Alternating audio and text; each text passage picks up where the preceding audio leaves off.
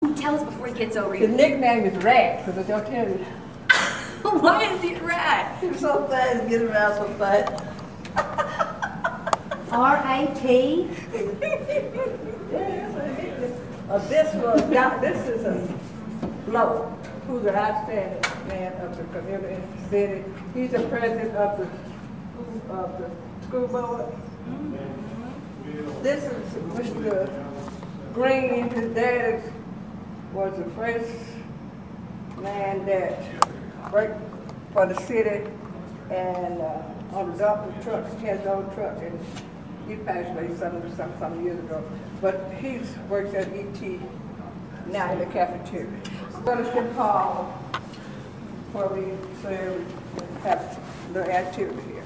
What happens here? I know that you guys have I know you had for Thanksgiving, NAACP had a dinner, and you guys also delivered food to shut-ins in the community. Yeah. That happens every year? Yeah, every year. That something was organized in 1974 on a Dr. Tab and Mr. Moore, that we have a free dinner for the whole community citywide. And those who were not able to come, we would have different ones delivered. It's good. So it still continues today. But we don't have many because some of them have passed on. But we do have the teachers from the college come down and eat dinner with us on Thanksgiving. Or, well, 2 days before Thanksgiving, because school will be out there, because we know about 20 we have. Every year and then for a long time. What else happens in this fellowship hall? We just have different, we have Bible studies in here, and have with all the brain. We have special, now we have special movies. Oh. So we have the projector there, and when we have the overloaded in the chapter, auditorium, well, he sometimes has where you can look at it in here on the street there. Oh, you guys have filled the capacity over there and they can get streaming. Yeah. Mr. Turner films all of the services, and those go on our university TV station on 8 o'clock. I did get up one morning on Sunday and watched it. She said, I'm going to call you next year. And this is this is the kitchen. Well, this is the steam table, which is real old. We got that out of our old school. But this is the kitchen. And you're trained and worked your career in producing mass quantities for cafeterias. Yeah. We also Supervised several. Yeah, last year, this past summer, we also had the upper band. I was able to teach the upper band homemaking for the first 6 weeks here in this cafeteria. Oh, okay. Can you tell them a little bit about Upward Bound? Lami is studying the TRIO program, and I read on what part? you taught a class for, would this have been high school students? Yeah, those students that was in Upper Bound this summer, and they all want to learn something about homemaking, learn how homemaking the first 6 weeks. And sometimes we learn the quality of measurement and how to cook rolls, biscuits, cornbread, and chicken, baked chicken. And you guys did all that here? Yeah, and we had pies. Sweet potato?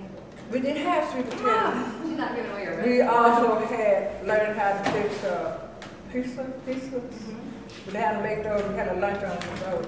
Then at the end of the 6th week, we had a banquet, and they served the gentlemen. Ah, and you guys also did a quilt, didn't you? Was this the We same group? We started on a quilt, and we had What year was that? this year. Summer. Well, 209.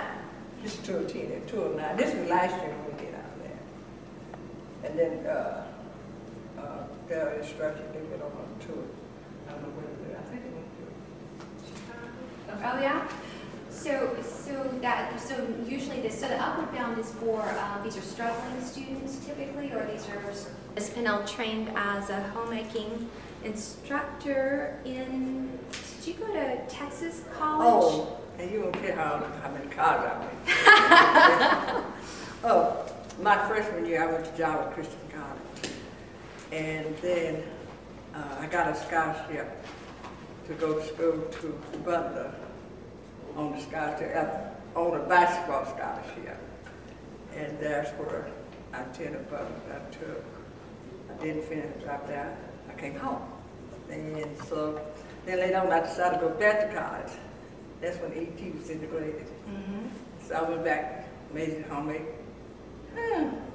Like a few hours and decided I'm getting ready that week. And took some courses in psychology and special education. Yeah, These things. in 1957, that's where any of y'all was born,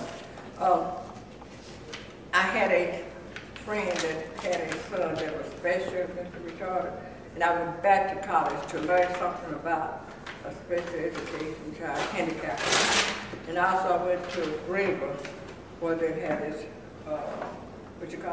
opportunity center for children that was handicapped. So I went there for about 6 weeks. So, and then I went to Pasadena College to get my certificate in food supervisor. So I went food supervisor. So you know Miss Mathis? You know John Mathis?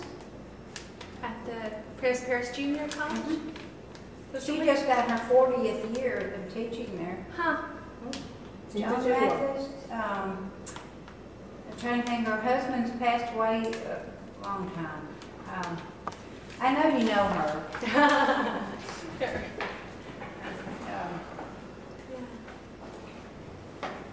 But so you got your food supervising certificate? Yeah, I worked in Greenville, at the nursing home in Greenville 10 years. I enjoyed every bit of it. It was good, but I had some good days, I had some bad days. But the good days outweigh the bad days. Because when you're dealing with old people, you fell in love with them, and some of the things they could tell you and how you come through some hard trials and tribulations. Then there were some that came that really didn't need to be there, but due to the past, like the children didn't want them or didn't have time to fool with them. And there's some came like today and died the next day.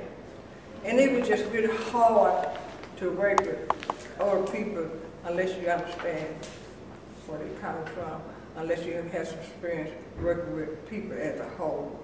So I have worked around sick people throughout all my life, but the last nursing home I worked, it was enough for me.